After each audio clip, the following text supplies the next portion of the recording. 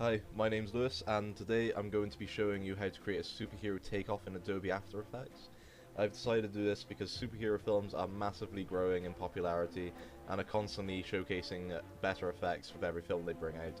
And this can be quite intimidating to a young filmmaker, giving them the misconception that to create similar effects and to create superhero films that they'll need billion-dollar Hollywood budgets. So when studying in school, college, uni, whatever it may be, and when they're in the position where they need to create a video or a film, some may think of a great story for a superhero film, but completely not even attempt it because they're under the misconception that it is not possible for someone to create without just a massive budget. So today I'm going to show you that in fact these effects are very easy to achieve, and you can get some really nice looking effects out of it if you put a lot of time into it. So as you can see here, this is a small video of superhero takeoff I made. I only used a camera and a tripod to do this, and Adobe After Effects to get the effects of him taken off, of course. As you can see, it's a very short, simple video. He walks in the shot, he prepares, and he takes off. When of course you create a film for this, you're going to pay more attention to cinematography, add lots more scenes building up to it. But I'm just showing you the effect itself. So let's get started. So you're going to want to open After Effects, new project, new composition. You're going to make that just make it so it's in HD and not square. So you just want to grab your clip. So here we go, and you want to drag it into here, and then here. So as you can see, this clip is just, he walks into the frame, he looks up, and he jumps.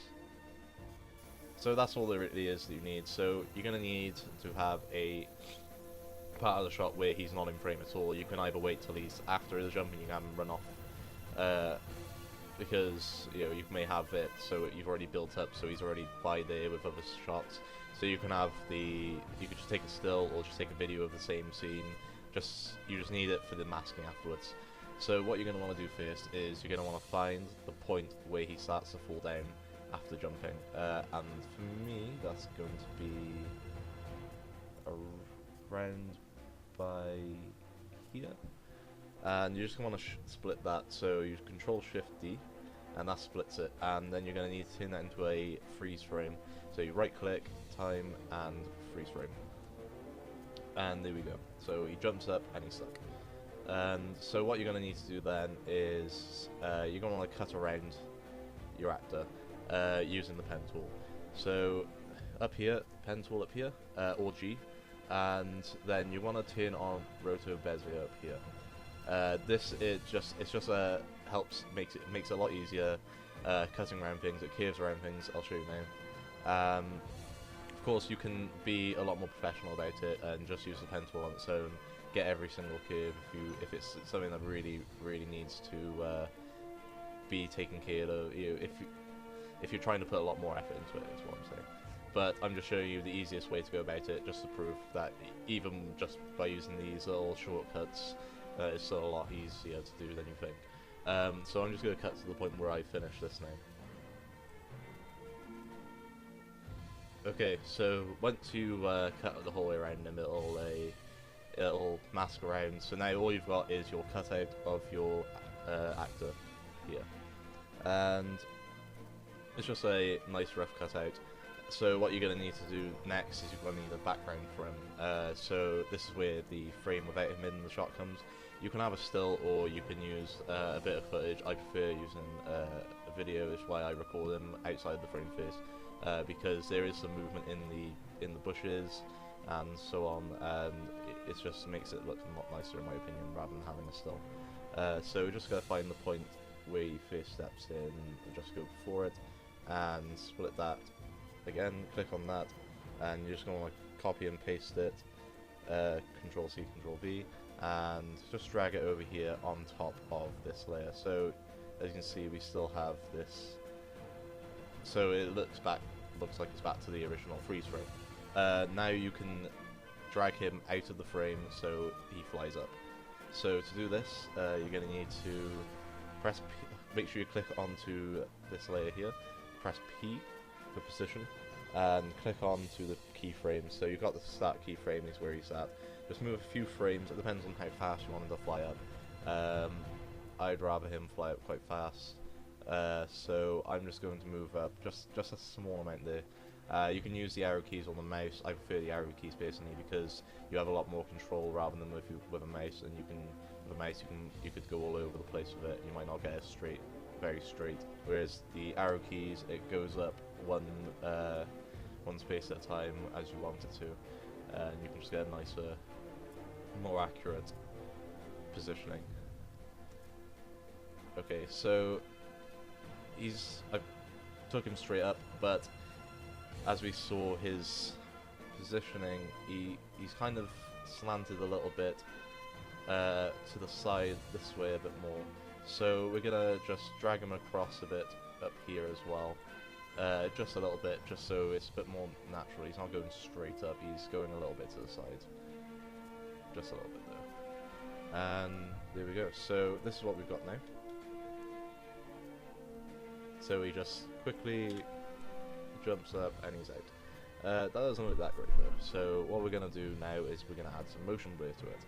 And to do that you're going to need to click down here at motion blur and just toggle it by here. And there we have now got motion blur. So this is what that looks like now. So that looks a lot nicer. That's great. So the next thing we're going to need to make is a shockwave.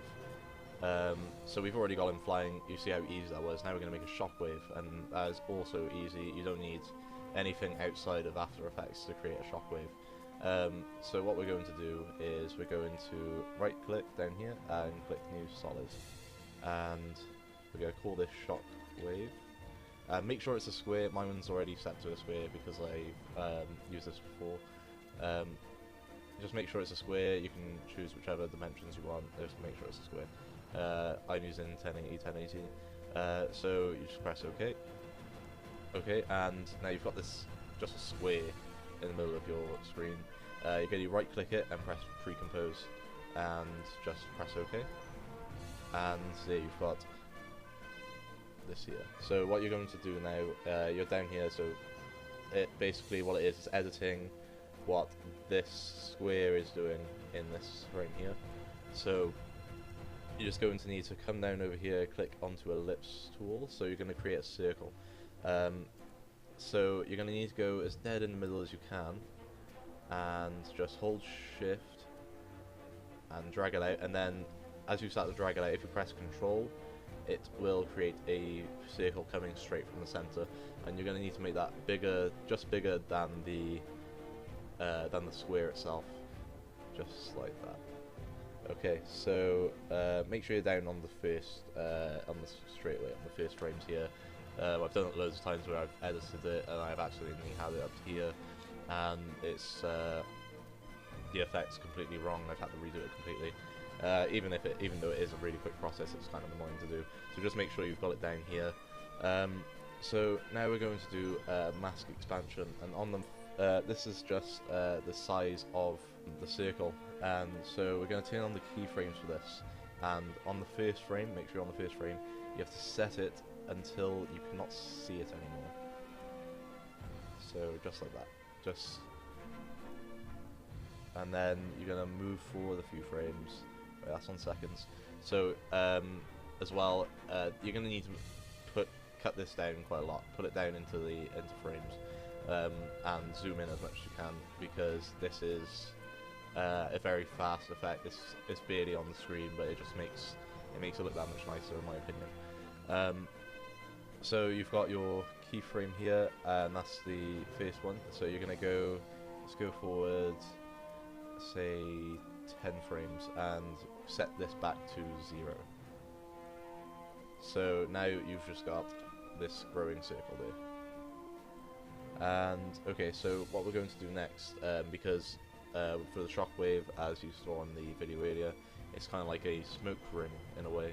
So what you do is you copy mask 1 and paste it. You make sure you click on there, just Control C, and to masks, Control V. So you've got mask 2 then, and all you need to do here, you've got these keyframes there. Oh, see, I did exactly what I said not to do. I accidentally pasted it too far forward. So you just drag these down. You're gonna want to have these keyframes. So shift click both of them, and then you've got these keyframes you can move. So you just want to put them one frame ahead of this one. So at the moment you're seeing this and you're thinking that did nothing. You just got to set this mask 2 to subtract, and then it will create this nice little circle there, little ring. But it looks very flat. It's 2D. How to fix this? What you do is right click onto the shockwave, go to Effect, and go to Stylize, and roughen edges. So as you can see, it's a little bit of a more, there we go, bit of grit on the outside, and so you just turn up border as much as you feel necessary. I prefer 60 is what I prefer, what I use to do this. And you want to turn the edge sharpness down to 0. So now you've got this smoke ring. Okay, so that should be fine. You can change how fast it is as well if you want to. I'll make it a bit faster because I think because how short the video I have is. Yeah, that looks nice. Okay, so now we've got this, and all we've got now is just this circle, just doing that there. And so you're gonna need to crop this down. Let's just zoom out. Just crop this down to where it actually is, and you're gonna bring it to here where the actor takes off.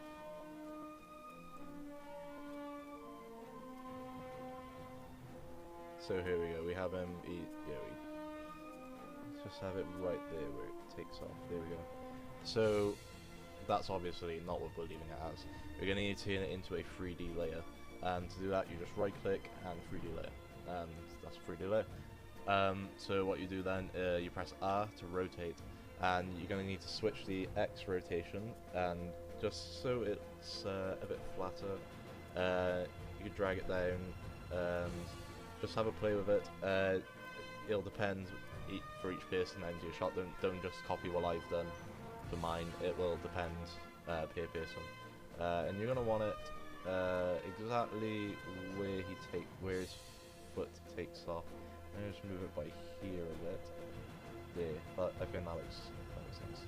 Okay, so we've got that, and yeah, that's great. So he's taken off, but we've got these little edges by here, and that doesn't look that great like that. So the way to change that, if we zoom in onto this just a bit, and I'm just gonna come across with there. Okay, so you're gonna want to find a point before it touches the edges. So this shot by this bit by here probably. So just want to open up this bit, so just double click that if you still got the rotation up, and on to opacity, set the set keyframe, and just move to the end where it's out of frame, and set it to 0. That way it'll just fade out slowly as it gets to the edge. It just stops the edge of the square being so obvious. So next, as you can see, it's just kind of a flat, boring shockwave. It doesn't look like a shockwave. It just looks like a smoke cloud coming out of the ground. So you need a bit of 3D. You need it to be a bit